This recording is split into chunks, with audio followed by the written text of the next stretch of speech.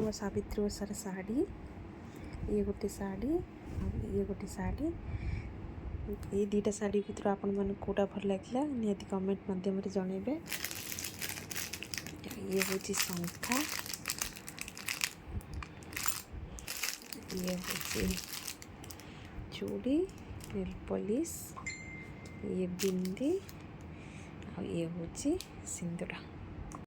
ସାବିତ୍ରୀ ପାଇଁ କ'ଣ ସପିଂ କରିଛି ମୁଁ ତ ଆପଣମାନଙ୍କୁ ଦେଖେଇଲି।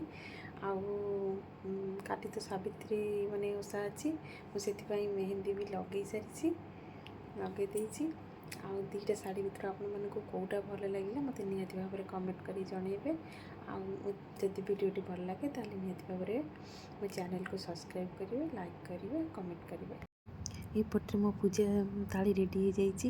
ଏଥିରେ ତ ନିୟମ 14 ପ୍ରକାର ଫଳ, 14 ପ୍ରକାର ଫୁଲ, ସେଥିପାଇଁ ମୁଁ ପୁରା ରେଡ଼ି କରିଦେଇଛି। ଏପଟରେ ଆମେ ମନ୍ଦିରକୁ ବି ଆସିଗଲୁଣି ପୂଜା କରିବା ପାଇଁ, କାହିଁକିନା ନନା କହିଥିଲେ 11ଟାରେ ପୂଜା ହେବ। ଆପଣମାନେ ବି ଦେଖିଥିବେ ଆମର ଏ ମନ୍ଦିର, ମୁଁ ଆଗରୁ ମୋ ଭିଡ଼ିଓରେ ଆମ ଘର ପାଖରେ ଆମେ ସବୁ ଏଠି ଓଡ଼ିଆ ଲୋକ ମିଶିକି ପୂଜା କରୁଛୁ। କାହିଁକିନା ନନା କହିଥିଲେ 11ଟାରେ ସମସ୍ତେ କହିଛନ୍ତି ଆସିବାକୁ, ଏକା ସାଙ୍ଗରେ ମିଶିକି ପୂଜା କରିବ। ଆମେ ସମସ୍ତେ ଓଡ଼ିଆ ଲୋକ ମିଶିକି ଏଇଠି ଏଇ ମନ୍ଦିରରେ ଆମେ ପୂଜା କରୁଛୁ।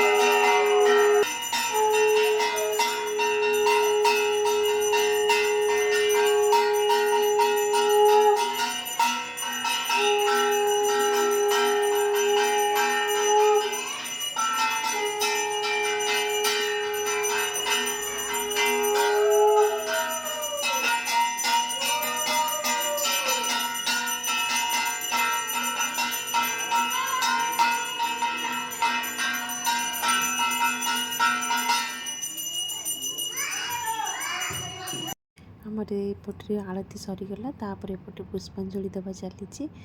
ଆଉ ମୋର ତ ଆଜି ମୁଁ ଏଇଭଳି ପୂଜା କରିଛି। ଆଉ ଆପଣମାନେ କେମିତି କରିଛନ୍ତି ମୋତେ ନିହାତି ଭାବରେ ଜଣାଇବେ। ରହିଲି, ଜୟ ଜଗନ୍ନାଥ।